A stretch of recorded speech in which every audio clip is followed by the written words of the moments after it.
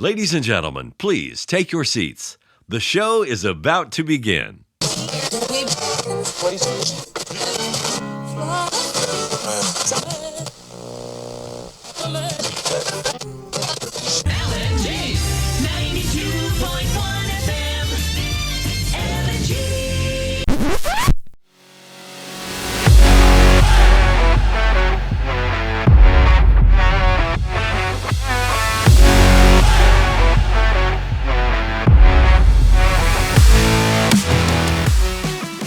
And hello and welcome to episode 154 of On the Bench, the podcast for scale modelers by scale modelers, all about scale models. And as this is the last episode of season 6, I'd like to take this opportunity to thank all of our wonderful Patreon supporters who, without their fantastic and generous support, it would be extremely difficult to bring you the show. You too can help support the show. Simply go to www.patreon.com/onthebench and pledge any amount from as little as $1 per month upwards. And of course, becoming a Patreon supporter, you grab a fantastic On The Bench sticker as well. So thank you to all of our Patreon supporters for all of your fantastic support, and of course to our regular listeners as well.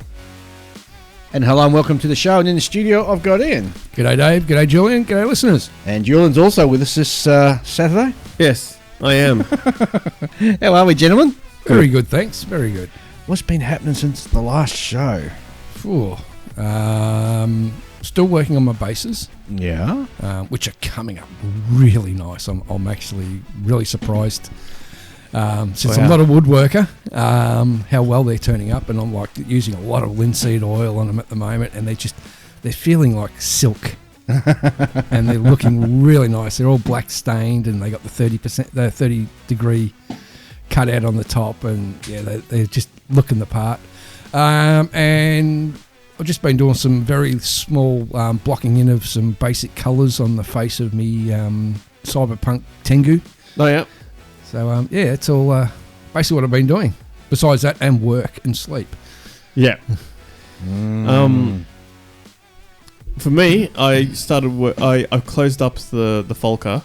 Oh. Right. So that's closed up, and then I've put it back in the box, and it's going back on the shelf because I want to wait. I don't want to have any ghost seam issues down the line, and I'm just going to let it sit there for a while. I can afford to. Yeah. Yep, I'll just put it back in the box and I'll work on some cobbles. So I started cleaning up the body of my AE86 that I bought. Yep. And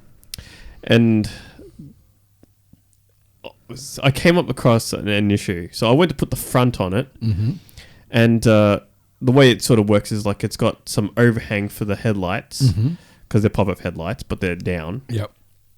And then you got like the grill and the bumper is one piece. And the problem is the grill sits too far back. It sits like 2 mil back. It should be flush across the front, and it's not. I'm like, what's going on here? Yep. And so I look up, I'm like, this can't be right. I mean, everyone would have picked up on this, surely, because that's not what the car looks like. You start thinking, what have I done wrong? Well, it's not what I've done wrong.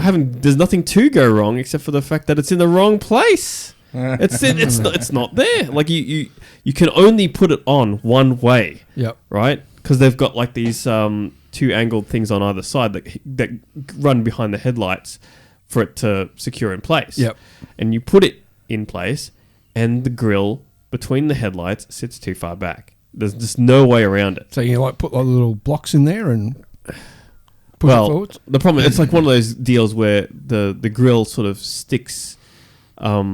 It sort of hovers between all of the surrounding areas. Like there's a gap between it and the headlights on either side. There's a gap between it and the hood on the top, and between that and the bumper at the bottom. You're right. So if I was to cut it off and move it forward, I would have to sort of shim it a little because obviously I've lost a little bit of material there that would be in the wrong place, which I might have to do. I think that's probably the best way of doing it. Yeah, probably.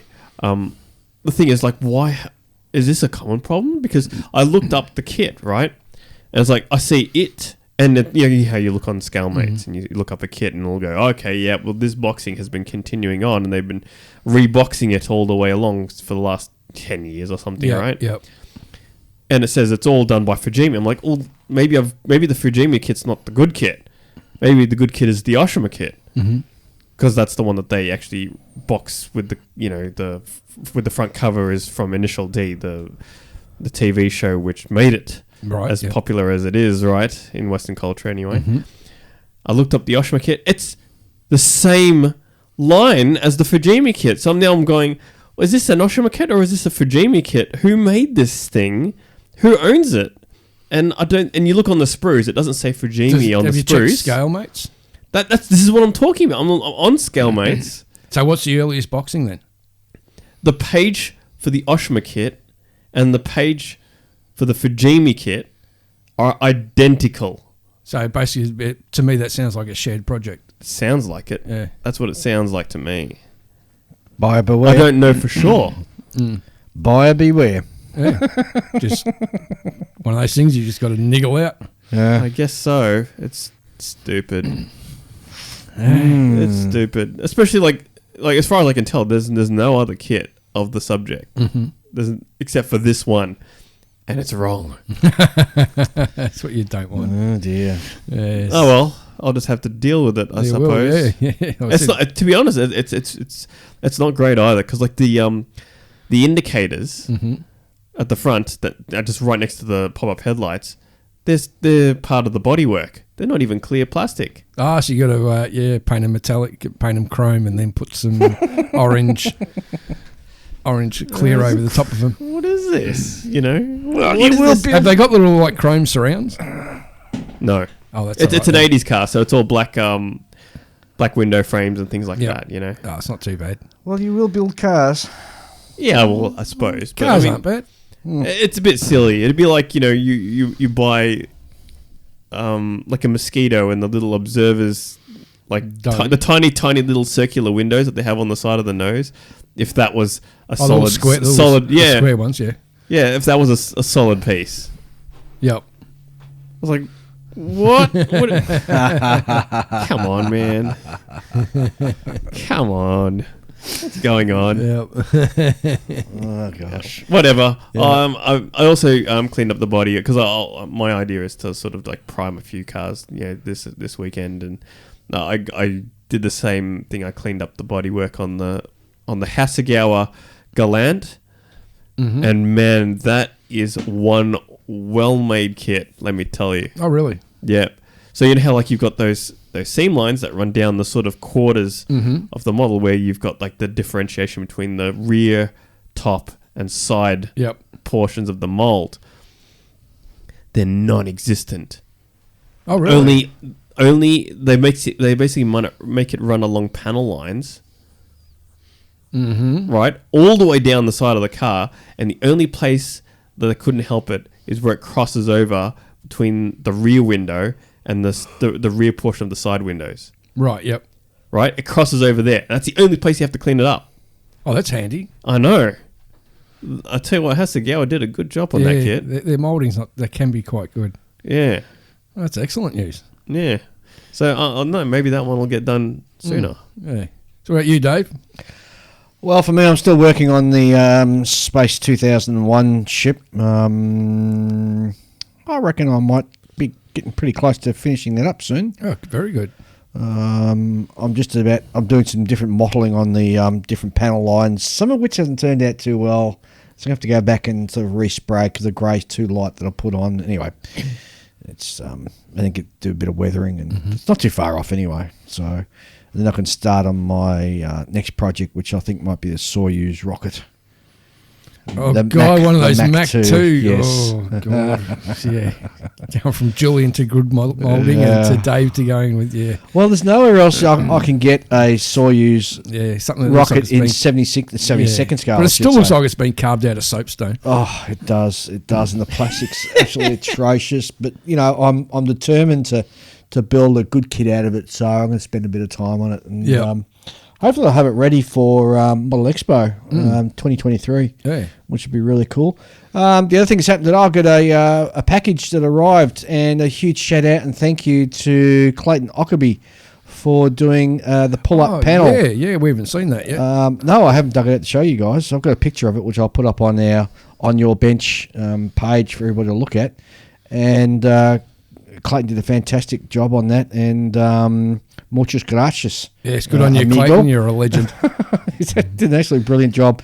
And it's even got GR codes on the pull-up banner, so people can go to our Facebook page or can go to download the next most recent episode. Oh, fantastic. Yeah, so he's done an awesome job. It's come up really well, and I'm absolutely thrilled to the back teeth. Yep. So we've been needing one. we have, yes. So it's all part of sort of growing our presence when we're sort of out there at the different modelling shows. Yeah. And I'm just absolutely wrapped. So it's great. That's marvellous. And apparently it came pretty quick too. Yeah, like he said, he's a bit laid back when he talks to you. He goes, I'll pop it in the mail. And it arrived the next day. That's brilliant. That is really good. Oh, jeez. No, it's just fantastic. He's a great guy. Yeah, he is. He's a great guy. Yeah, good guy to have a drink with too. So that's pretty much me, really. I'm for listeners out there, we're actually pre-recording the show because this will drop on the 24th of December, and we're going to be way too busy to come in and do the recording then. Correct. So we're doing the pre-recording. We've got a fantastic interview coming up later on in the show with John Miller, a.k.a. Dr. Strangebrush. That's going to be awesome. I'm really excited about. Very knowledgeable man. It is. The Falcon's off on a rest at the moment. He's having a Christmas break. And we do have a few listener mail items in.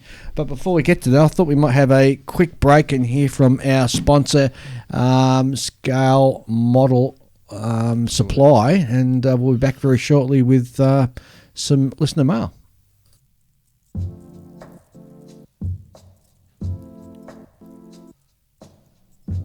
The Scale Model Supply.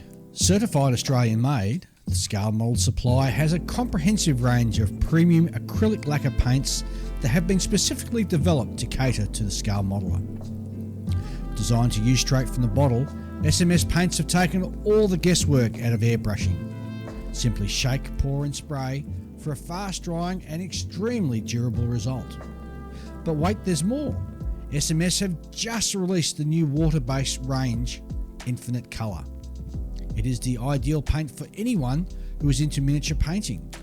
And with 48 colours that can be mixed to create any colour you want, the possibilities are, well, infinite.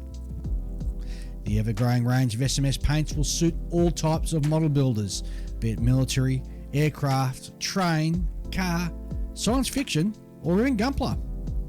SMS paints will have a colour to suit you.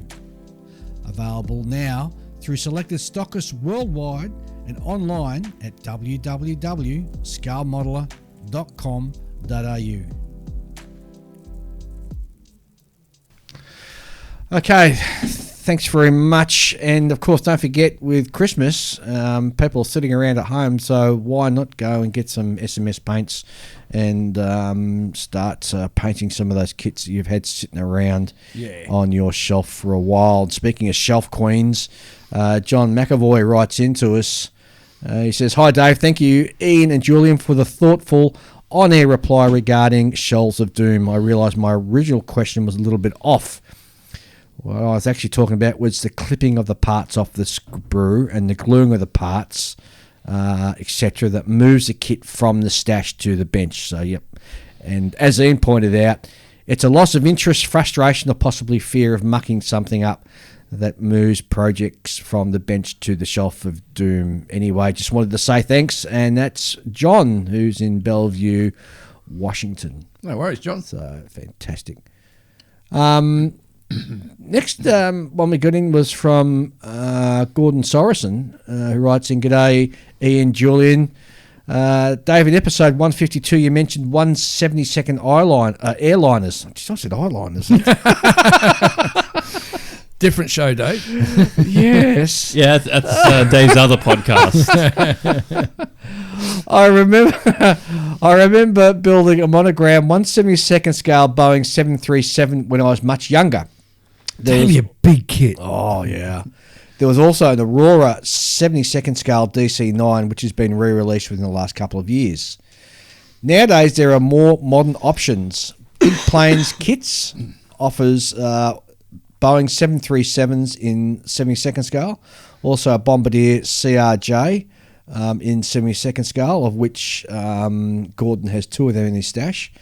And Titan model kits, which I've never heard of before, make 72nd scale Boeing 747s, 777s, as well as the Airbus A330s, and also the military equivalents. And I went and had a quick look at Titan models, and man, they do huge kits.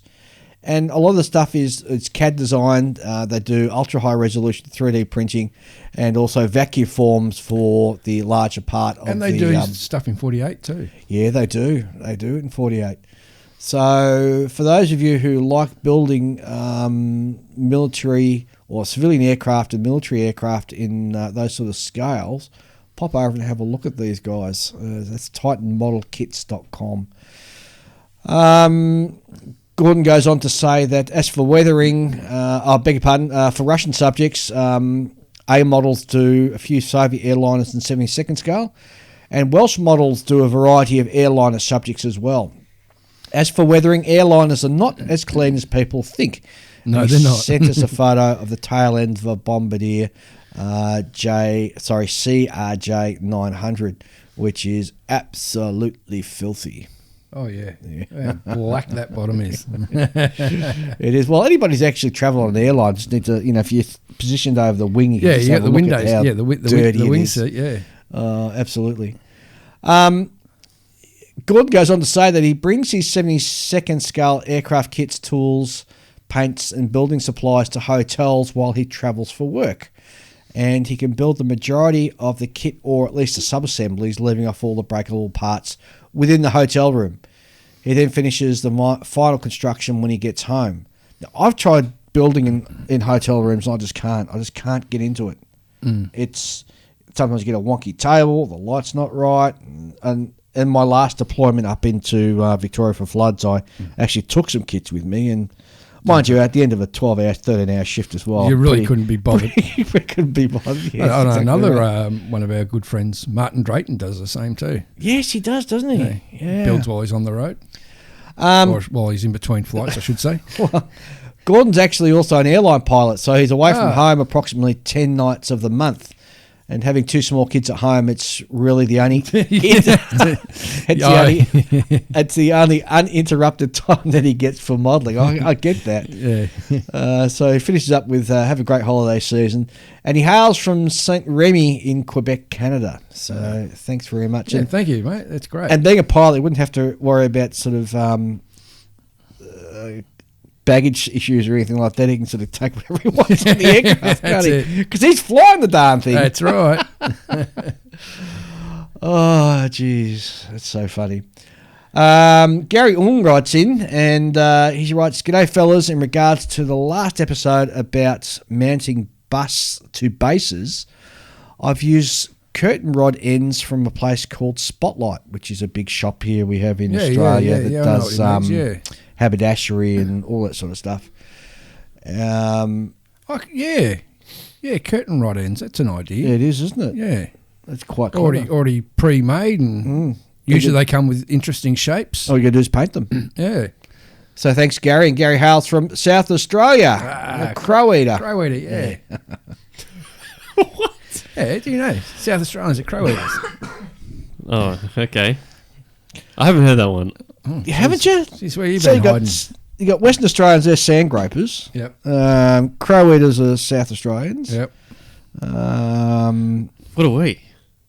Oh, Mexicans, they call us. Yeah, they call us Mexicans, which is strange because there's Tasmanians below us.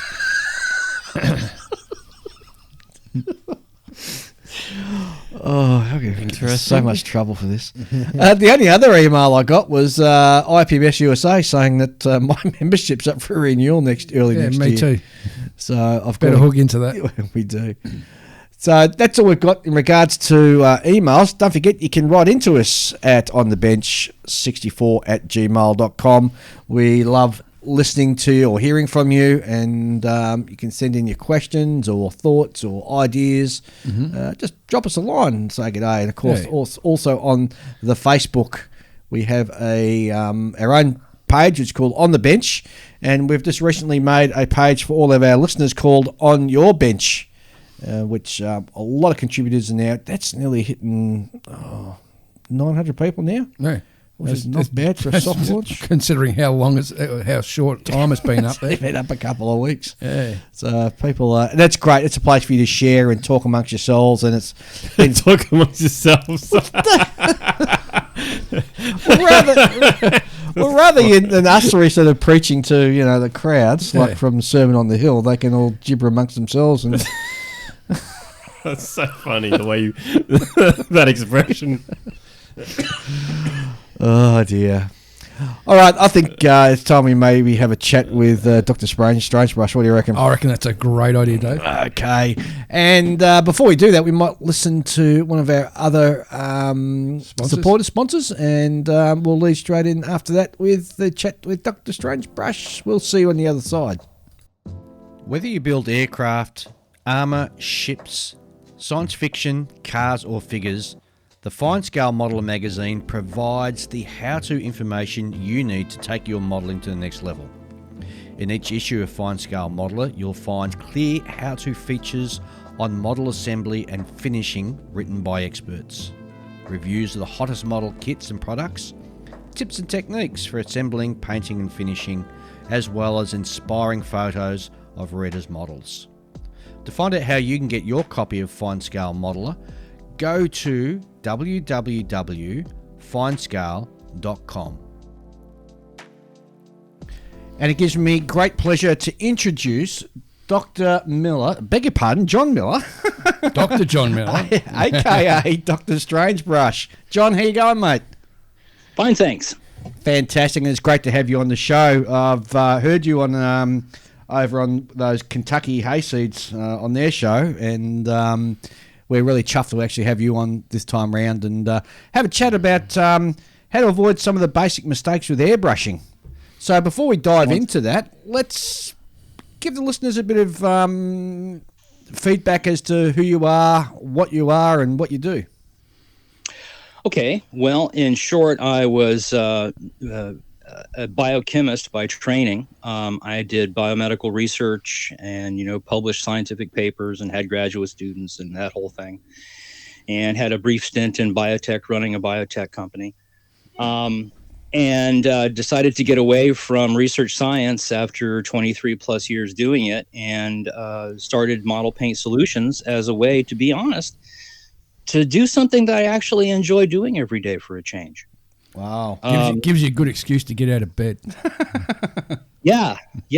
And not that I didn't like my career in research science. I did. And the thing that I liked most about it were the students. I miss them terribly. But it's a pressure cooker job. There's always a grant to be written or a paper to be written or, whatever.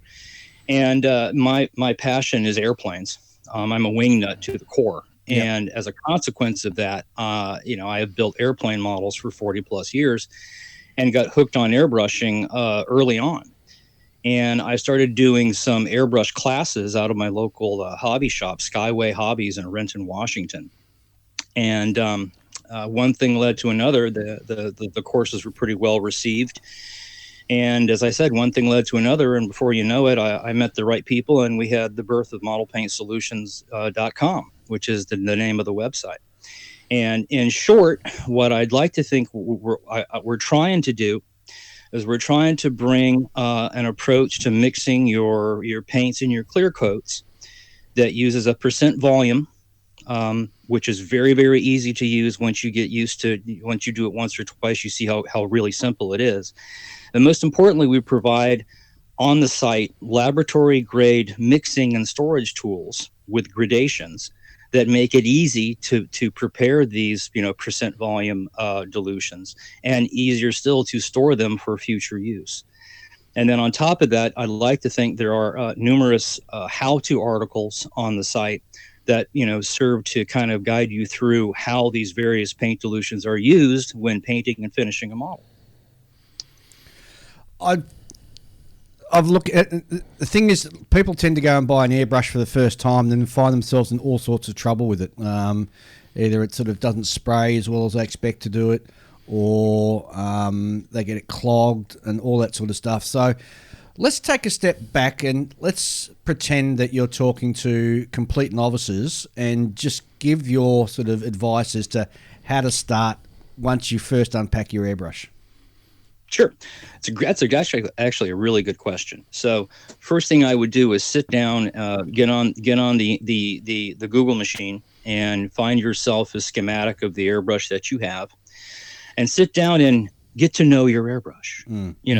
Take it apart, see how the nozzle fits into the air cap, see how the needle fits into the needle chuck, get a feel for how to break it down and put it back together again without destroying it. So that would be the first thing I would suggest you do. The second thing is, whatever paint that you're going to use, whether it's a lacquer or it's an enamel or it's one of, a gazillion different acrylics that we have now, I would suggest that once you decide on whatever paint you're going to use, stick with that paint. Yep. You're not going to find an easier solution to your problems by switching brands or switching from lacquer to enamel to acrylic. None of those changes are really going to most likely address whatever the problem is that you're experiencing. So pick a paint and stick with that paint, whatever it is, until you develop your skills. And then once your skills are developed, you can switch whatever paint, whatever brand, whatever, chemistry you want to, once your basic skills have been acquired. So that's the second thing I would recommend. And then the third thing I'd recommend real quick is thin your paint. Yes. Yep, fully agree with that one. So when you say thin your paint, and again, I'm pretending I'm a complete novice here, what exactly do you mean thin the paint? What do I thin it with? What ratio do I thin it to? Yeah, great questions all. So the easiest way to approach that is stick with the manufacturer's thinner. Yep. You can go on the Google machine and find, any number of recipes and formulae for, cheap to make acrylic thinners. And you know what? Some of them are really good and some of them aren't. Yep. There's one way to make sure that you don't go, chasing your tail because, you've got a bad chemistry problem with mixing your paint. Then to just go with the manufacturer's thinner and stick with that. So that's the first thing I'd recommend. Sorry, where were we going with that? How much to thin it by? So and then once you get to the bench and you start mixing the paint up, on the site there is an article that kind of tries to address this, and it's Tips and Tricks Volume 3, and it is basically matching the dilution, the tip size, and the pressure to the job at hand. And so if you really want to get everything that you can out of your airbrush, you may want to think about catering the paint dilution and pressure to the specific job, be it a fine line, which you're doing something like 1 millimeter wide or less, or are you doing general work where you're shooting, the width of your thumbnail, like you're doing the inside of a wheel well or a cockpit, or are you doing primers and clear coats over the whole surface of the model? So those are three different airbrush applications there that you're going to want to probably use an appropriate dilution for each one. As a broad stroke, most acrylic paints, for that matter, most enamels and lacquers as well, most, not all, most can be taken to about 30% paint, 30 to 40% paint. The rest of that would be thinner.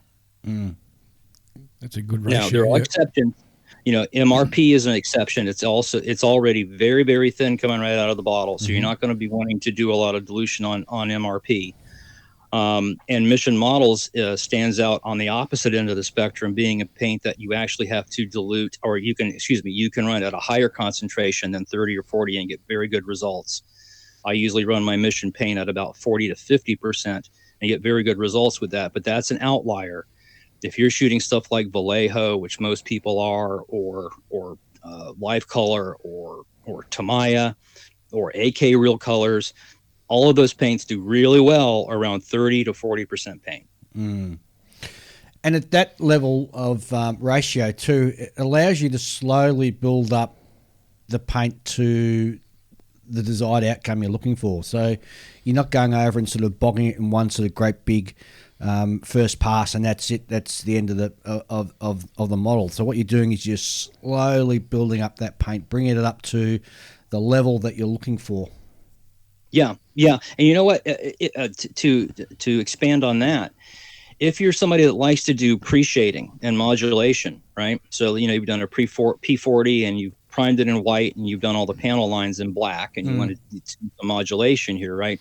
You may want to think about taking that paint again. Tamiya, a.k.a. Real Color Vallejo, Vallejo Color, not Vallejo Air. You may want to think about taking that to actually lower than 30%, maybe 20, 25%. And the reason is for exactly what you're saying. You know you're going to be putting more passes in to get the degree of coverage that you want, but that gives you more control over the coverage. Yes. If you're shooting 40% paint and you're looking at the pre-shading and it's, there's still too much of it coming through, and you're thinking maybe one more pass, and you hit that with 40% paint and the modulation disappears. Yep. Yes. Yes. And boy, I was there for so many times, and I'd look at the thing going, all the work I did, and I buried it under that paint. Yeah. So you cut that paint down to 20, 25%. You know you're going to be there longer. That's okay. That one last pass won't obliterate your pre-shading. And the word you used there is longer. And I think the issue with a lot of modelers, particularly when you're first starting out, is you tend to be very impatient. You want to get to that end goal and have it finished and sitting on your shelf. Where to get to the level that you see modelers where they're winning awards and all that type of stuff, you've really got to bring your patience in and just slow down your whole process. Work with 30, 40% thin paint, and just slowly build that all up. And yes, it's going to take time. You're going to go over the model 4, 5, even 6 times to get it to the level that you want, but bringing that patience in is going to bring you a fantastic result at the end of the job. I couldn't agree more. My favorite story is I had a customer call me up one day. This is we exchanged multiple emails, and I said, let's arrange a chat, and before you paint your next project, and I can answer some questions for you. He calls me up and he says, "Hey, I just finished the Hasegawa Dora in 30-second scale." And he says, I put 6 months into this thing, and I got CMK resin and Ward PE, yada, yada, yada, yada. Mm-hmm. And he goes, and 6 months in building it, and I want to paint it this weekend. No way. Slow down. So, I mean, that kind of typifies what you were speaking to earlier. Mm-hmm. Yeah, I can't agree more. Even when I'm doing something like a 70-second scale mottling project, which in my hands, mottling is probably the hardest thing to do with an airbrush. Yes, it is, yeah. And, when you, especially in that scale, if you're going to want to try to nail it and not have it be too big, you're not going to want to rush through that. More importantly, and this is something to consider, how many times you're going to make a mistake, how many times I make a mistake, and have to wait a half an hour for that paint to dry. Let's say we're doing RLM 81 over RLM 65. Yep. Doing a mottling job, right? And I'm right in the middle of doing this mottling job, and I'm just ready to do the next model. And of course, it's in the middle of this beautiful panel that everybody's going to look at, because it's got all the exactly. And a stray neutrino hits me right at that moment. And you get this, blurb of paint right in the middle, of not the panel that you were aiming for, but, right in the middle of your finish. Yep. At that point, you have to have the patience and the tolerance to say, okay, not going to win this one. Put it away, let that dry for half an hour, maybe an hour. Go back with your RLM 65 and a fine line tip. Color that in. It's not the end of the world. Maybe even once you get, practiced at it, when you go back to color in that mistake, you can color in the mistake, but you can leave portions of it partially uncovered that look like a beautiful model. Yes. Yes. Yeah. Right. And then when you start getting into that phase, you start realizing, well, this is simply a matter of time. It is. Once you get the techniques down, once you can do a model, once you can, cover up your mistake, it's just simply how much time are you willing to put into doing a 70-second scale 109. And if you're willing to put in 10, 12 hours, of sitting at the bench over the course of 2 or 3 days and doing this, then anybody can do this. Yeah, 100%. Yep, totally agree. Totally, yeah. And that's what it is. It's a hobby. It's not a race. So you don't have to sort of race and get it finished. You just finish it in the time that the model demands. Well, people often end up, they can feel their patience waning after they get through the construction period, What helps with that is to have more than one kit going. Yeah. Yes. And that's what I do. I'll reach a point with one, and it'll have to. I'm a real big one on letting things dry. Yes. Yeah. And me too. It saves me a lot. I didn't mean to interrupt you. It saves me a lot of pain. You know what else people also do is they work on multiple models, and they go, "Oh, this weekend will be the big paint day." It's like you really think you're going to paint multiple models in one day? Right, exactly. And the thing is, if you are matching the dilution and something we haven't even touched on yet, the tip size and the pressure to the job, those folks out there that suffer through the airbrush stage of a build may actually find that it's a blast. That's one of my favorite parts of doing the build is the actual airbrushing. Yeah. Yeah, mine too. Mine too, for sure. But for a lot of guys out there, they get to the airbrushing stage and it's like, okay, time for the beer, time for the Valium. Let's just jam it on and get it over and done with. 100%. Yeah, that's true. I mean, a lot of that is because they just don't have much time with the airbrush, right? I mean, they're right. sort of, because you have to get through the construction phase, and after that, they've gone through that on, like, say, multiple models. So they've got five builds under their belt total. Like, that's quite a long way into the build, into the whole process of building a model. And by the time they get around to it the second time or the third time, it's been months, maybe even a year since the last time they picked up the airbrush. And they have to learn some things over again, Right. So 2 thoughts on that. It's surprising how many people send me an email or contact me and they've got 10, 15, 20 models under their belt. And they started with 50% paint. Yep. And they've stayed with 50% paint for everything. Yes. Right? And they're at that stage where they want to up their game, right? And they're starting to realize that at the end of the build, when they want to take that panel liner, like all the cool guys on the modeling magazines, right? Yeah. And have all that inscribed lines just by capillary action, take all the panel line and lighten the model up, and they put it on their kit, and the stuff just runs over the surface because all the inscribed details have been filled in with paint. Yeah. Right, so they can't get that finish they're looking for, and then also they take a good light one day, or they walk out in the front yard on a sunny day and they bounce some light off the finish, and they realize it's kind of like squished cottage cheese. It's texture to it. Yes. Yes. Right, and they want to know, how do I up my game? Here's the amazing part. I've actually had people come into my shop with beautiful models, but they've come up with all these compensatory ways of dealing with too thick of a coat of paint. So they'll shoot 50% paint, and then they'll say, well, then I'll take 10 hours and I buff that down. Wow. And when they're done, man, it looks gorgeous, but you didn't have to do that much. No, that's right. Totally agree on that one. Yeah. Yeah, so there's that right there. So I think early on, maybe experimenting with lower concentrations of paint, when you're getting your basics down, would be a good idea, as opposed to just sticking at 50%, because it works. It'll get your model olive drab, but when you're ready to up your game, 50%, except for mission, 50%'s a lot of paint. And then the second thing, what was just brought up earlier, it's a perishable skill.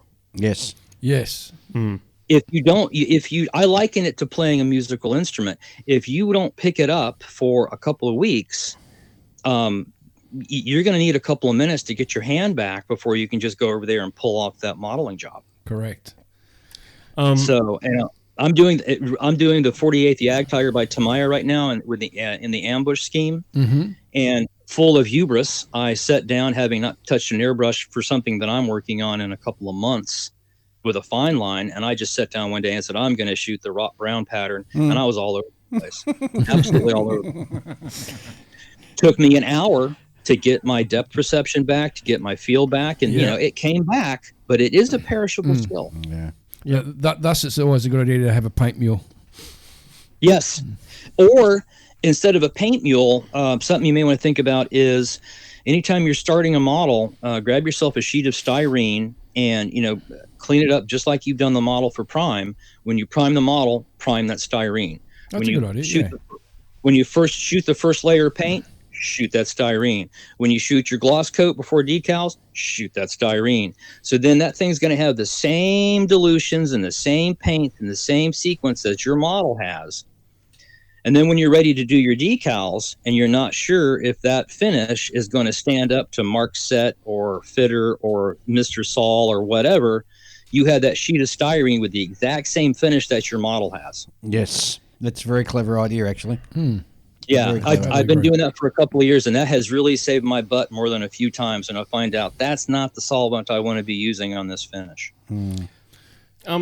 I've got some of my opinions of my own about sort of airbrushing for newbies, and let me know what your thoughts are on them. So, one of my thoughts is that a lot of those cheap Chinese airbrushes that you can get for $20 on the internet are really bad for sort of muddying. They muddy the waters and prevent newbies from learning the direction they should be going in. Yes, couldn't agree more. Now, that's not to say that if you know what you're buying and you've been playing with brushes for 20 years and you can look at something and tell that it is, let's be blunt, guys, I'm going to probably get in trouble for saying this, that's a high-end knockoff. Yes. Right. And right from the back, I rebuild these things. I've been rebuilding them for too long.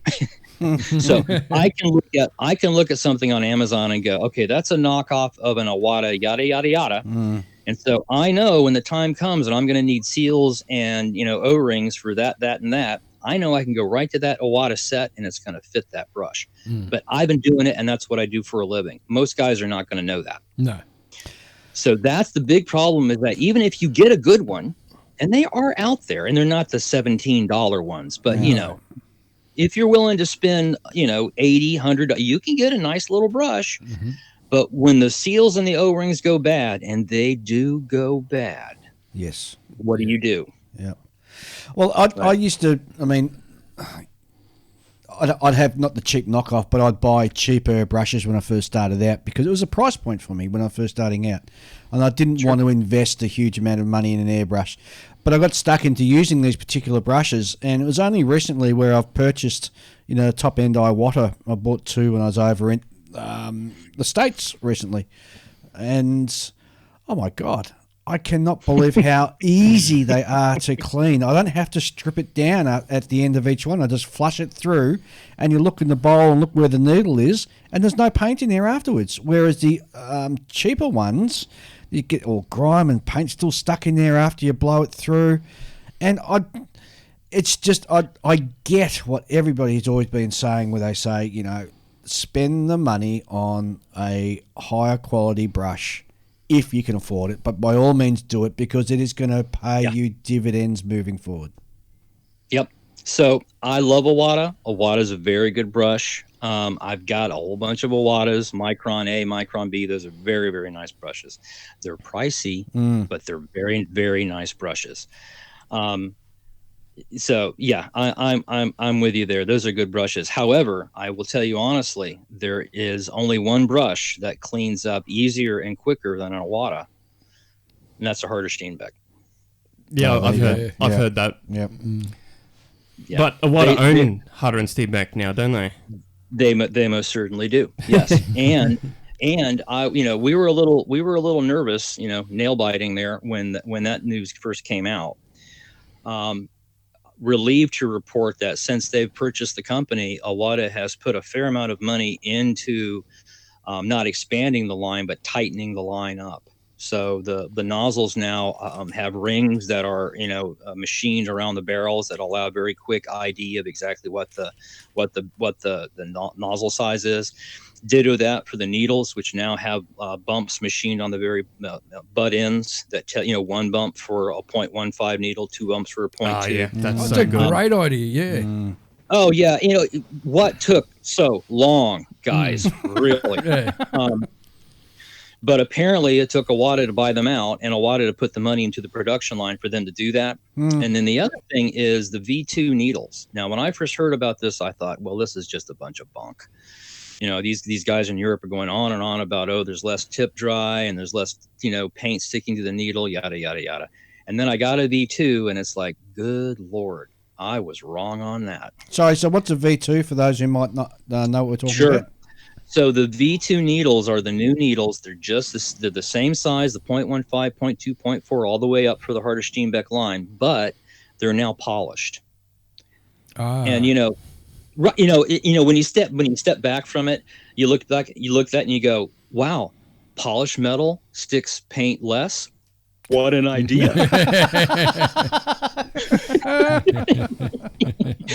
But apparently, it's an investment of money to have the machinery on the line that will polish these needles to that fidelity. But I will tell you, a 0.2 V2 will outperform a 0.15 V1. So if you already have a harder Steenbeck airbrush, you can just buy these V2s and just slot them straight in. And you know what? To their credit, they didn't raise the price on the nozzles or the needles 1 cent. Huh. So now they have, the ID markings, that even a kindergartner could follow, and no increase in price at the same time. So I can't complain. I really can't. I think so far, I think they've done a pretty good job and they've done right by the company. Wow. That is good. Yeah. We were talking about the pricing of good airbrushes just a moment ago. Yes. I have a friend who lives in Japan most of the time. And because he was on a real tight budget, I suggested why not get one of those single action airbrushes that Iwata sells in Japan. And in Japan, that's a $50 airbrush. Yeah. That's so cheap. Yeah. Like that's a nice little single action, but it's that single action will, help a new modeler much more than any knockoff brand airbrush will. I couldn't agree more. If they're going to stick with brushing and expand, they're probably going to go to a double action somewhere down the road. But for a first brush, just getting used to shooting paint, I think a single action is perfectly fine. I started with a single action way back when airbrushes were made out of stone. I had a single action airbrush. Yeah, the good old badges. I had a Pash siphon feed. Single action. I had the old Badger 200. That was my very first same brush. with me. Yep, and, exactly. Yep. And then I went to a 100 GXF Badger, which was a gravity feed with a built-in cup and the small needle, and man, there was no stopping me after I got that. So but difference between single action and double action. So again, just thinking and keeping the newbie in mind as we sort of have this discussion, the other 2 points that I guess really confuse first-time purchasers, we'll start with needle size first of all. How does somebody who's just coming into the hobby make a decision as to what size airbrush they get with what particular needle size? 0.2 to 0.35 millimeters. Yep. So if you just want, I'm just getting in the sport and I want to figure out, if I like this or not, and I'm doing cars or aircraft 72nd, 48th, anywhere between a 0.2 to a 0.35, 0.4 is a perfectly fine size, range of tip for a beginner. If you get below 0.2, you get into the Iwata 0.18, or if you get into the Harder Steenbeck 0.15, which is really tiny. It's kind of like driving, a Porsche 911 at the very edge there. You have to know what you're doing to get that 0.15 to work, and the 0.18 as well. Once you get them to work, you do beautiful work, but it takes time. 0.2 to 0.35 is much more forgiving, and also it's about a good range tip that you can use it for both primers and clear coats. And if you use less lever on it, for some of your close in finer work as well. So that's why it's a good kind of compromise tip between fine line and primers and clear coats. Now, if I could, I'd like to actually turn this into an absolutely totally shameless plug. Sure. A lot of people don't consider Harder Steenbeck for a beginner airbrush because all they hear about is the Infinity, which is 300 big ones, right? And that's a lot. Yeah, I know. And that's a lot of money for an airbrush, especially if you're just getting started. But the airbrush one down from the Infinity, the Evolution, is $154. Yeah. And if you get it from Model Paint Solutions within the conterminous United States, I cover the shipping. Wow. Oh, that's a nice. good deal. That's pretty good. That's very good. So for $154, you're now into a Harder Steenbeck brush. Most importantly, it comes with a 0.2 tip. When you're ready to add the 0.4, you simply buy the 0.4 tip. It fits the Evolution. When you're ready to tackle fine line, you don't have to spend $300 on an Infinity. The 0.15 tip will fit the Evolution as well. Oh, there you go. So you don't have to change the nozzle size. No. Well, when I say tip, and that's a really good question, so let me clarify. When I say tip equals air cap, nozzle, and needle. Ah, right. Yep. Okay? So you're going to have an air cap, nozzle, and needle for 0.15, and the same for 0.2, and the same for 0.4. Yep. But the nice thing about the Harder Steenbeck system is there aren't any wrenches. Oh, really? Yeah. Ah. Yeah, there are no wrenches. It's a wonderfully simple design where the nozzle actually slips inside the air cap and the air cap screws onto the main body and you're done. Huh, I never knew that. There's no wrenches involved with the Harder Steenbeck changing out the nozzles at all. It takes 30 seconds. That's not an exaggeration. I do it all the time. I'm just having a look having a look at the photo on your website at the moment, and it's a very retro looking airbrush too. I never thought of it like that. It's something from the 50s, man. Yeah, it looks. It's a beautiful looking airbrush. It reminds you of those old Airstream trailers. Yeah. I'd never thought of that. You're right, it does, and I'd never thought. I'm gonna have to remember that. I probably shouldn't say this because my Harder Steenbeck handlers might hear it. But I have to be honest with you. I use the Evolution way more than Infinity. That's my favorite brush is the Evolution.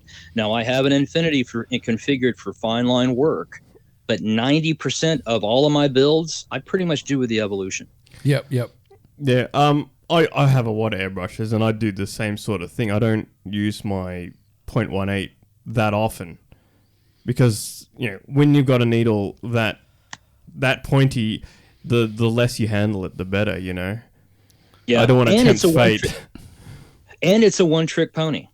Yeah.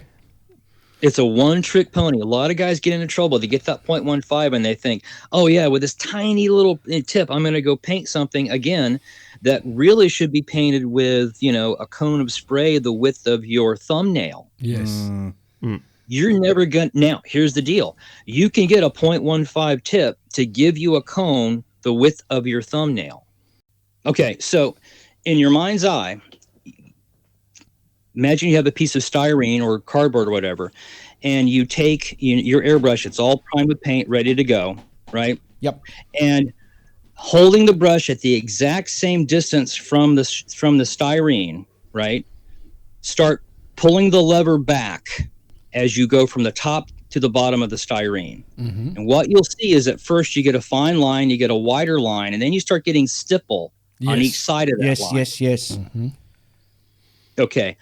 That when you start getting the stipple on the outside of that line, that's when the atomization, the cone of paint that's coming out of the brush, it's no longer being completely atomized, and you're getting droplets forming out on the outside of the cone. Yep. Right. Okay. So if you're back to the example, you have a 0.15 millimeter tip, and you're trying to, let's say, paint, the hood of a 124 scale car. You're going to have to pull that lever all the way back to get a big enough cone of paint to do that. But now you're getting droplets forming on the outside of the cone. Yep, yep. And when that dries, it gives you a texture. Correct. So even though you can get that little tip to give you a big cone of paint, it really is a one-trick pony, the 0.15, the 0.18. They're really one-trick ponies, not meant for a line any wider than maybe 2 millimeters, maybe. Yep. Actually, 1 millimeter is about what I limit my use to those tips. Next up, you're looking 0.2 in the harder Steenbeck systems is 0.15, 0.2. The next step up would be a 0.2 or 0.3. That's a perfect size tip for all of your general work, wheel wells, cockpits, tank treads, that kind of stuff. Next step up, 0.4, 0.5 and bigger. Those are great tips for primers and clear coats. Yeah. And there, if you think about that mental exercise I was talking about earlier, if you're running a 0.4 tip, you're not going to be pulling the lever back very far, in order to shoot your primer or clear coat, but you'll be in that ideal window of where you're working the nozzle, right? And you'll get nice atomization, and that primer coat goes on cleaner, has less texture. Ditto that for your clear coat. So matching the tip size to the job that you're doing is really important if you want to get the most out of the brush. And when I'm doing metallics too, I'll run a larger tip, a larger needle in it as well. Yes. And on the subject of metallics, I've got a brush, and I think Ian has too. Yeah, just solely for metallics. Purely dedicated for metallics and nothing else. I get this a lot, and I have a twofold answer on that. It's not absolutely necessary, and as you guys know, there was a time when we were wee baby modelers, and one brush is what we could afford. Yeah, so you can shoot metallics and then do a sufficiently good cleanup on the brush, to go to another paint and not have any problem with it. So that's the first thing. However, if you are sufficiently deep pocketed that you can make that happen, it is nice to have one brush devoted to nothing but metallics. I have an Evolution with a 0.2 and a 0.4 tip that I have just for metallics, and that's a handy thing to have. You don't have to ever worry about turning your clear coat into a pearl. Yeah, nothing more annoying. I had the only pearled spit F22 you've ever seen. and the funny thing is, you think you've got it all cleaned out, and then it just ends up there. You're like, where did that come from? Yeah, right. And then one more thing about shooting metallic, something that I was kind of forced to learn again myself just recently, is I've actually started priming most of my airplane kits in a.k.a. aluminum. I'm now using that aluminum as a primer coat. All right. Works really well. If you've not shot the a.k.a. Extreme Metallics, they are awesome metallics. They level, they dry, they're tenacious, and they make a great primer coat. And if you're interested in doing chipping, there it is. It's already there for you. Yeah. But one of the things I've noticed with them, I noticed it with Alclad, I noticed it, shooting as a wee baby model or Testors silver, if after you mix that dilution of metallic up in your paint cup, you don't occasionally resuspend it, the metallic settles. Yes, it does. Yes. I've cautioned guys, you can be shooting your P51 there and everything is great, and all of a sudden the thing starts spitting out like sandpaper finish on one portion of the wing. That's because the pigments and stuff have settled to the bottom of the cup. You're no longer shooting diluted paint at that point. So anytime you're shooting metallics, I'll keep a little pipette handy, and I'll stick just the tip of the pipette in the paint cup, and I'll, suck the paint up and blow it back out, just keeping it in the paint cup and the pipette 2 or 3 times every couple of minutes while I'm shooting. Yeah. Funny, I do exactly the same thing. So I've learnt the hard way, but well, these are the tips and tricks of airbrushing that a lot of people don't mention. No, that's right. Yeah. Well, another thing we haven't really touched on, airbrush maintenance. Well, before we go down that road to the airbrush maintenance, can I guess the third triangle, or first part of the triangle, the third part of the triangle I'm trying to say here, is pressure. And Yeah. oh man, we could talk about this for a long time. But for the novice coming in, how do we Sure. talk to them about what pressure to set it at and move forward from there? It's another great question, and another shameless plug. Again, Tips and Tricks Volume 3. When you hit modelpaintsolutions.com, the home page, the very top, are all the tips and tricks, airbrush, how-to articles, that kind of hopefully help guide you through the very series of questions you're asking. And I've told people before, I shouldn't say this, but the truth is 90% of what I know about airbrushing is actually in Tips and Tricks Volume 3. It's all right there, guys. I just put it all out right there in that one article. And so one of the things that article addresses is exactly this. You now have a dilution of X amount of paint in your brush, and the job is Y. What size tip are you going to use? And then what pressure are you going to dial in on your compressor to get that job done? For most general jobs, a pressure of 12 to 15 is going to serve you pretty well. Yes. Right. Now you've touched on one of the things that I found a big problem with when I was starting out airbrushing is that there's, operating an airbrush has a lot of different variables, but some of them you really should just stick to and just leave it alone forever. Not pressure. Your pressure has to be varied. Yeah, I mean, well, that's for most cases, like you said, 15 was it 15? Was it PSI? I always forget which 12 to 15. And you know what? You bring up some a good people use point. bar, right? Yeah, they do, and I should have that off the top of my head, and I don't. My apologies. Yeah. 12 to or atmospheres, and Yeah. I don't have that either. But it's 12 to 15 psi. But you're right.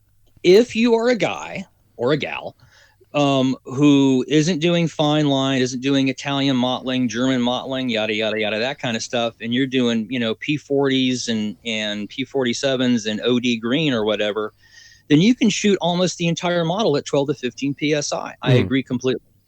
But if you want to try some of that finer mottling, especially in the smaller scales where you really need to dial in a fine line, you're going to have to get that psi down below 10 pounds.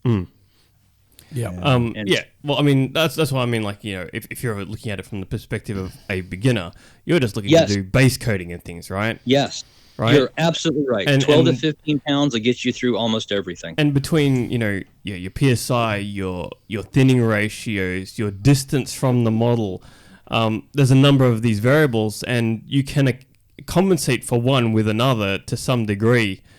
But getting on the table and being able to just do a basic base coat, it can be quite difficult to sort of figure out the direction you're supposed to be going in as a beginner. Yes, it can.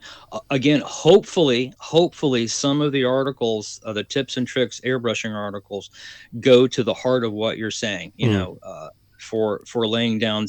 Let's take a dry coat versus a wet coat. Now, this is in my realm. This really is airbrushing 101, is the ability to shoot a dry coat followed by a wet fill coat.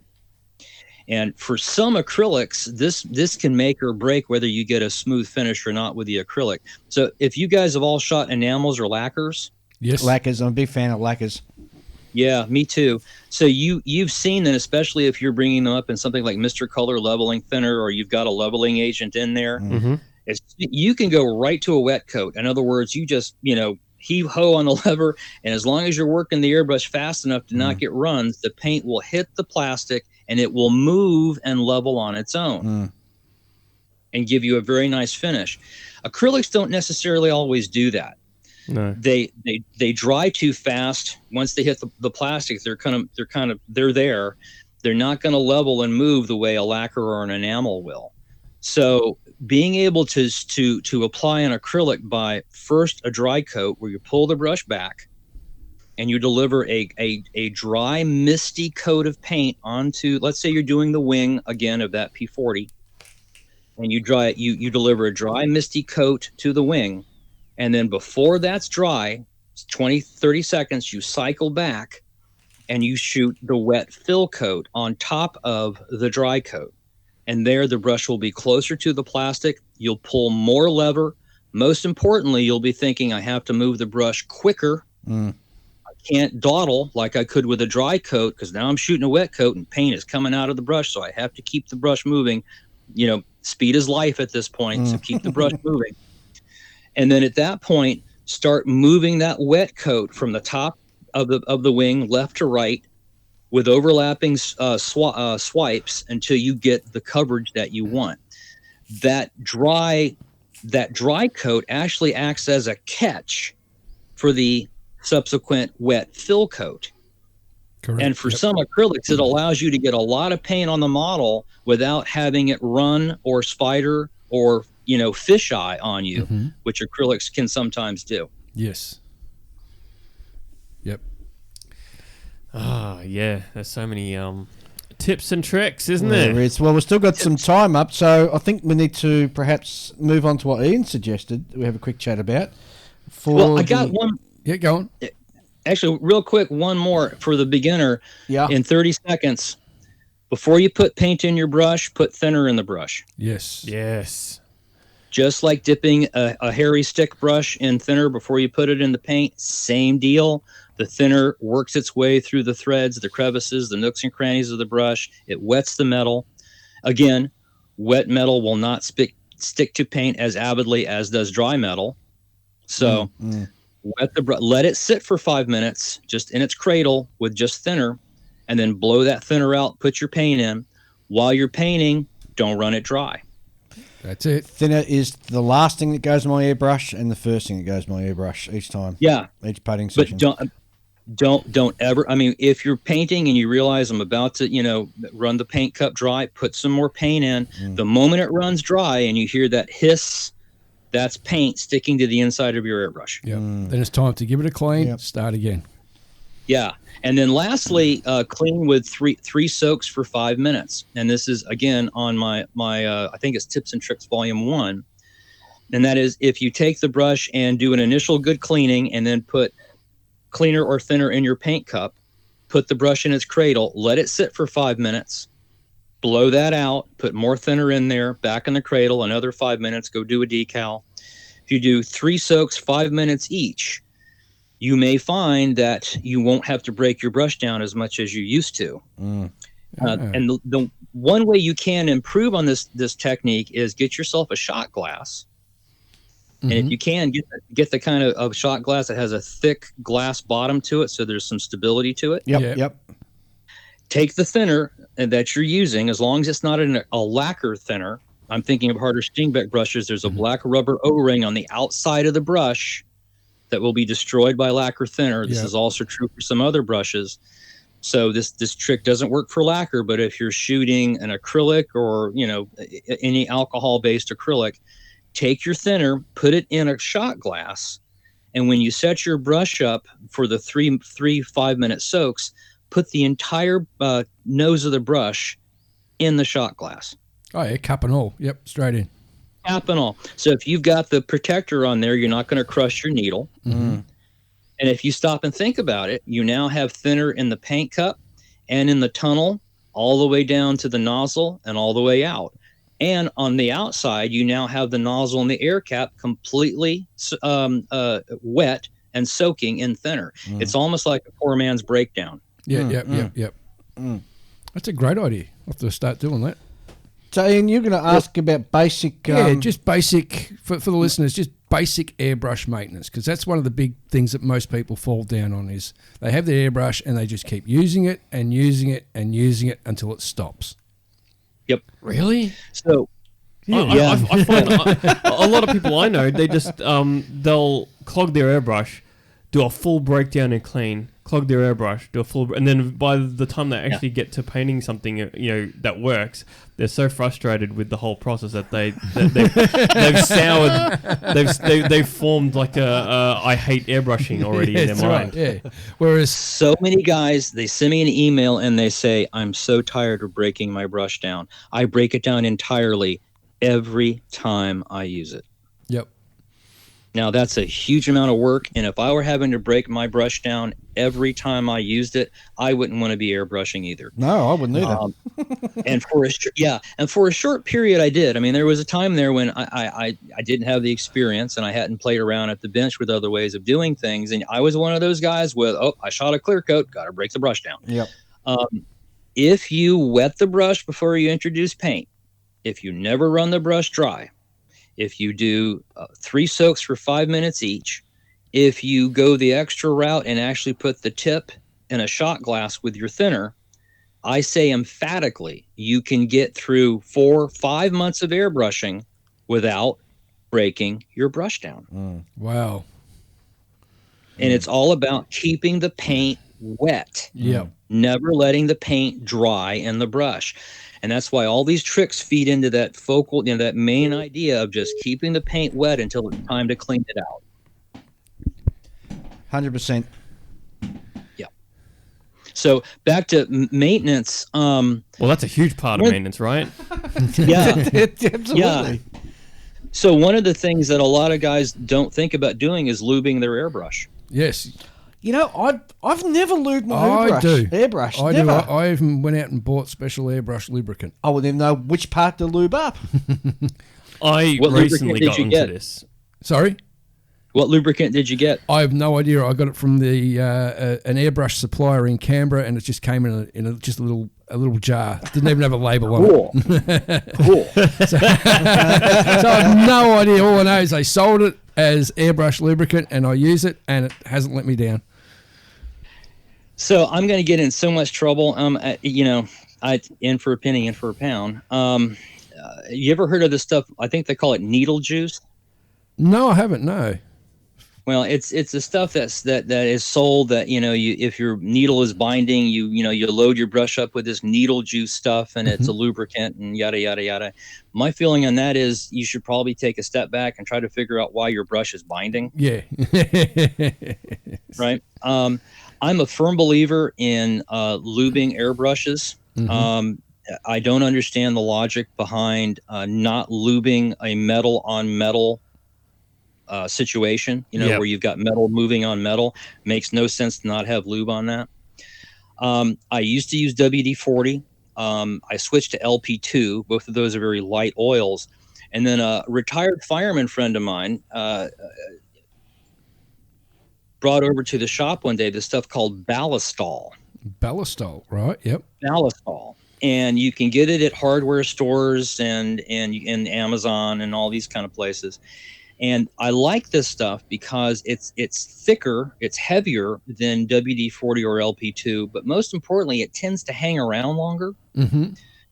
And so you feel that the smoothness in the action much longer after you use Ballistol. And to use it, I'll pour the Ballistol into a small little container, and I'll take a toothpick, set that in the Ballistol, and let that toothpick sit for like 25-30 minutes. Right. Yep. And it'll wick all the way up to the top of the toothpick. So now it's saturated with Ballistol.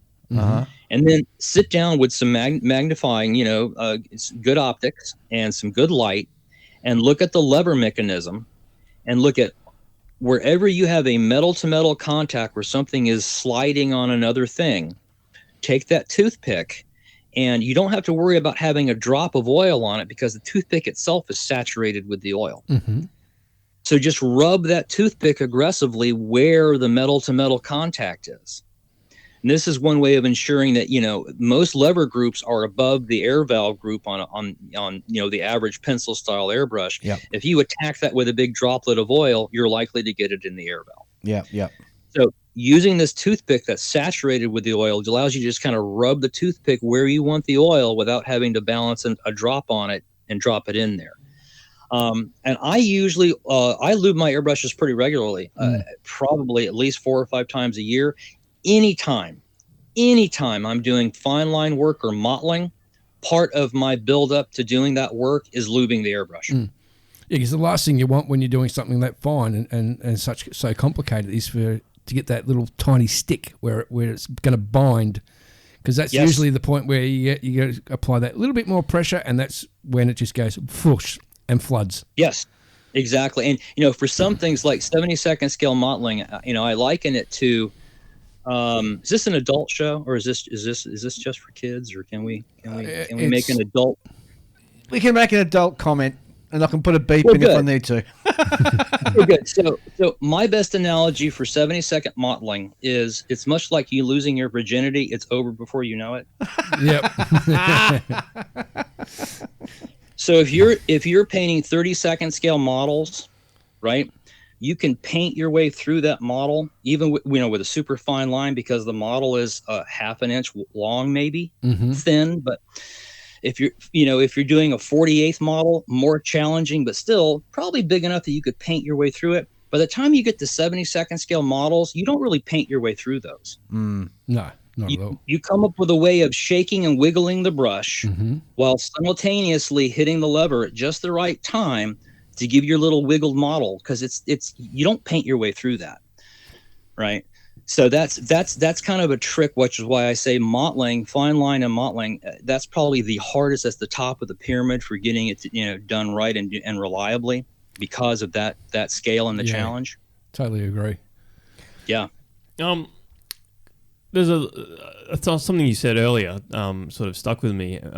You mentioned that like laying down a clear coat, to be sort of in what you would call 101, right? Basics for airbrushing. I would argue that a lot of modelers aren't at that point. They think that they're competent, but they're not actually competent. Especially aircraft modelers and armor modelers, because they've never had to really do it in the way that an automotive subject would demand of it, right? Yep, I couldn't agree more. Shooting a really good gloss coat is a challenge. I don't put it up there with 70-second scale mottling, or even worse, 1/144th scale mottling, which I actually took on one point, and you have to decide at that point whether this is a demonstration or a pathetic cry for help. But doing a clear coat and doing it well, a gloss coat, that is a challenge. I'm fortunate that I have a friend of mine that's in my little modeling club, Brad Huskinson, who is a master at shooting gloss coats. And what you just said is entirely right. Those guys doing automotive models, they've had to wrap their head around shooting a good gloss coat, because they have to have a good gloss coat. Even the aircraft guys can cover that up a little bit with a semi-matte coat at the very end. Yeah. To blend it all together. Even better if you're doing a Mediterranean or Eastern Front thing, you can maybe even be able to go, flat or almost flat. But those guys who nail the gloss coats on the automotive, a tip of the hat to those guys. There's a real trick, and it depends on what you're shooting, whether it's an acrylic or a lacquer gloss coat. Each one has its own peculiarities. And it's invisible Until it dries, yeah. Well, you basically your way of seeing what you're doing is going off of the sheen a lot of the time. Yes. That's an important point. When you're doing like super fine work, I find it easier to have the light at my bench just the right angle, where I'm actually looking at the shine of the paint hitting the model instead of the color. Did I lose anybody there? No, you got me. Definitely. Because you can actually see with better fidelity where it's gone shiny. Let's say you're doing a Spitfire, tricolor Spitfire, and you're doing the first or the second color there. I will again look at where I'm putting my shine versus having the light angle so that I'm actually looking at the RAF green or brown that I'm shooting. I get a much finer eye, especially if I'm doing touch up. I just want to try to blend a line in. I'll work my light so I look at the shine of the fresh paint, not the color of the fresh paint. Yeah. Lots of little tricks like that. It works for me. Fantastic. So, John, thanks so much for being on the show. But before we sort of race off and do all our work ready for Christmas and all that sort of stuff, let's just hear a little bit about what Model Paint Solutions is, how people can find it, how they can get in touch with you. Give us the whole 9 yards as to how people can find out more about what we've been talking about. I appreciate that. Well, the website is modelpaintsolutions.com. And again, the top row on the top row of articles on the homepage are all the how-to articles. We've got kit reviews. If you want to reach me, there is a contact page, and you can send me an email, and I do get back. It may take me a day, but I promise you I will get back. If you have an issue with painting and you'd like to do a video tutorial, we can do that as well. I just did one right before I got with you guys with a gentleman up in Alaska who had some issues with it with his painting, and a 30-minute video tutorial sent him on his way. Wow. Yeah. So you'd actually do one-on-ones with people if they reach out to you? Oh yeah, Yeah. I do, and I've actually found it's best to actually demonstrate what they want to learn to them. Yep. Yeah. Mm-hmm. Yeah, and then have them go back to their bench and try their hand at it, and then come back for usually a phone call. I usually start this with an email exchange because I don't want to waste your time or mine. Yeah, What is exactly you want to learn? And then we'll progress to a quick phone call to make sure that we're on the same page. We're going to be talking about this technique and this technique, and then usually 30 to 45 minutes. But just again, to throw it out there. And it's not just idle boast. When I started Model Paint Solutions, the idea was we would go to work after you got the brush. Yeah. Because I can't compete with West Coast. I can't compete with Amazon. And quite honestly, I don't want to. Yep. I enjoy the one-on-one with other modelers. We're all of a similar cloth. That's why we stay at the bench by ourselves for so many hours. There's a certain mindset there, and I like helping other modelers. And so when you buy a brush from Model Paint Solutions, you get a free video tutorial as part of the brush. So get the brush, go to your bench, see what you don't like, see what you want to learn, send me an email. We arrange a time to chat followed by a video tutorial, and I get right to what you're having an issue with and what we can do to fix it. That's such a great cool service. idea. Yeah. That's absolutely fantastic. Yeah, thanks. And also, I believe that there's free shipping on domestic orders that are over $85. Yes. So there you go. Yes, there is. And you have a whole heap of you're not just airbrushes. Also, you do paints and you do tools and all that sort of stuff via Model Paint Solutions. All geared towards finishing. Again, you're not going to find heavy duty building tools. You're going to find finishing tools because we're all about, putting the paint on and having a good time doing it. It doesn't have to be laborious like so many people approach it. It can be fun. Airbrushing can be fun. It is. It can indeed be fun. So that's www.modelpaintsoul.com. Model Paint Sol or modelpaintsolutions.com. And are you on also the other social medias as well? I am on Facebook, and you can find Model Paint Solutions on Facebook that way. I'm also on Instagram, and a shout out to Matt Mathis, who runs our Instagram page and does an excellent job. So you can find us on Instagram as well, modelpaintsolutions.com. And you're based in which part of the US, just out of interest? Well, I was born in Florida, and I grew up on the ocean, and I had to be next to the ocean. So my wife and I were fortunate to buy a house in a small little town called Des Moines, which is just south of Seattle, and we have a nice view of Puget Sound. So that's... Been to Seattle. It's a beautiful city. Loved it when I was is. there. Yes. Although I can't get over how many damn ferries you guys have got. Just to get around the place, you got to catch a ferry. Yeah, but you get used to it. I like the ferries. I do. But for me, I mean, if I didn't smell the ocean and hear gulls once a day, it just wouldn't be quite right. So I feel very, very fortunate to be where we are. Fantastic. Do you have a bricks and mortar shop, or is it all just totally electronic? It's totally electronic, except for the people who live in the area. Sure. I do have a shop here where I teach airbrushing. I've had a surprising number of people actually fly into Seattle and come for a day of airbrush work in my shop. Des Moines, the city where I live, is surprisingly close to SeaTac Airport. Not to be confused with Des Moines, Iowa. No, not to be. Yeah, exactly. I've had too many packages end up there. But since we're so close to SeaTac, I've had a bunch of guys fly in from all over the country, and they stay a night or two in a local hotel. They go to the Museum of Flight for a day, and then they spend 4 or 5 hours in my shop learning how to do 72nd scale modeling. Well, there you go. So I do teach in my shop, but it's only by arrangement. Yep, sure. And, of course, people can contact you, as you said. Go to modelpaintsolutions.com and have a look around how to get in contact with Dr. Strangebrush. And it's been wonderful having you on the show. You're our last guest for the year, so we're going out with a bang. Oh, wow. Yeah, so Well, there you I go. appreciate that. Thank you very much.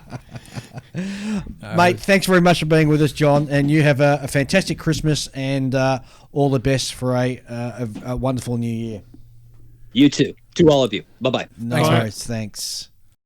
Well, that was a fantastic interview, wasn't it? Oh, guy is a font of knowledge. We definitely have to get him back on the show again. There's I totally two ways agree. about that. Totally agree. He's got some interesting subjects to talk Yeah. about. And it's interesting his background as well. So he has a good understanding of paints and how they work. Exactly, yes. And listening to our good friends, those Our mates. down in Kentucky. Yep. Our good buddies. The hayseed from Kentucky. They can vouch for the fact that John does get back to people who send him emails, and he's very good at responding and replying to people. So if you've got any sort of queries or issues you're having with your airbrush, by all means, hit John up and shoot him an email, and he'll only be too happy to answer you. Yep, totally agree. It's Christmas. Yeah. Yes. End of season 6 is season 6. Next episode will be the first episode of season 7. Jeez. That's not bad, is it? Yeah. Well, We're still going. I hope to get to some more modelling over the Christmas period, hopefully. Yeah, well, I've got 3 weeks coming up. 3 weeks of holidays. Yeah, now you've got an air conditioning. And now I finally got air conditioning in the place. So even though we haven't had the weather for it yet. No, we haven't. We've had a lousy summer. It's been woeful. It's been weird temperatures all around the world. I mean, you look at, like they had snow, really huge snowfalls in the UK just the other day. Well, it was winter over there, isn't it? And we've had record low temperatures in summer here. In fact, we've even had blizzard conditions up on the mountains, which is unheard of this time of year. I mean, we have had snow before in December, but not to the amount that's been falling. Well, it's supposed to be the coldest summer ever. On records. No, not ever. The coldest summer start ever. Right, okay. We've had the lowest temperatures ever recorded in December. Well, no, I heard it was in a decade. Nah. It was -5 up on the mountain the other day. Yeah, I know. They've never recorded that temperature that low. Okay. Yeah, the really horrible thing about it is with all this wet weather is the mosquitoes have come out in force. Yeah, I know. Oy. It's like I heard a friend of mine went over to a place called Echuca. That's where my dad lives. My dad lives in Echuca. Yeah, last weekend. He said they reckon they got out there. It was like being in the swamplands in Siberia in the middle of summer. It's just clouds upon clouds of mosquitoes. Yep. It's just insane. When I was up there, my most recent deployment, you were just like that clouds, and the mosquitoes are that big that they were sort of forming their own landing pattern, and you need an ILS to come in to bite you. They were that huge, man. They were huge. There's that one little mosquito on the end of your arm with his 2 little battens just waving around. Oh, goodness gracious me. Yeah, mosquitoes, they're annoying. But the most annoying thing about a mosquito at night is when you don't hear it anymore. Yes, then it's like, you know where is it? It's landed what somewhere. part of my body is this little bugger on? It's been a fantastic year. We've had a great year. We got up to the US, so that was fantastic. Yes, we met all fantastic people over there. Are we doing the year in review already? Yeah, well, it's the last episode for the 2022. I suppose that's when you should do it, isn't it? Yeah, well, when else are you going to do a review? Yeah, that's true. What else? We went to Canberra. Had a fantastic that was a great time up as there. well, yep. Of course, our own local show. That was absolutely brilliant. Yep. So we've hit some major sort of buckets. It's weird. Major buckets this year. It's weird how we went to Model Expo of this year, and I don't remember that much of it. Really? Because Yeah, everything because else eclipsed every well, it's not that everything else eclipses. It's that everything else, I'm forced to remember like most of the other things, you know. Because they're either more recent in my memory, or they just overshadowed it. You know, Model Expo is a fantastic show. Yeah, it It is. is. I reckon probably the best show in the Southern Hemisphere. I can say that because I come from the Southern Hemisphere. And because you've never been to Brazil. I've never been to Brazil. No, that's right. I've never been to South America. Not yet, anyway. But we get to go there every year. Yeah, we do.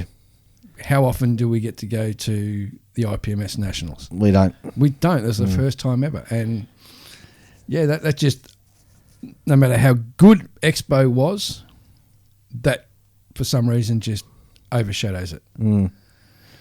Because we had such a great 2 weeks over in the States. And even if the models hadn't been there, we still would have had a great time with all the people that we met as well. Oh, exactly. Just And as everyone fantastic. says, it's not the models, it's the people you meet. Yep. So we've got Tasmania on our agenda. So beg your pardon, Tasmania, you idiot, Dave. We've got New Zealand on our agenda for next year. And South Australia. I And think, as South well. Australia as well. Yep. And if it doesn't clash, we'll be back to Canberra. Yep. As well as Melbourne. So we've got a very busy schedule on the road next year. Mm-hmm. And 2024 is Wisconsin is on my radar for IPMS. Mm-hmm. And I know you're going to try and sometime hit a European show up, aren't you? I would like to, yeah. Yeah. So Depending. Well, on we'd how all much like to jet set around the world, wouldn't we? But Yeah. sometimes reality is.